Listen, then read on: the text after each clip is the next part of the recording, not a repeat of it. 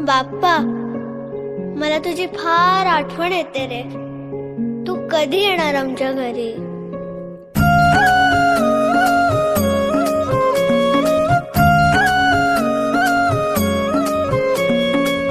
देवा तुझ्याच साठी उघडून दार, वाट पाहून झाली फार. चिंता हरून देवा थकला असणार, दे माझ्या खांद्यावर भार. थोडा इथं टेकून जा, घास खाऊन माझ्या हातातला.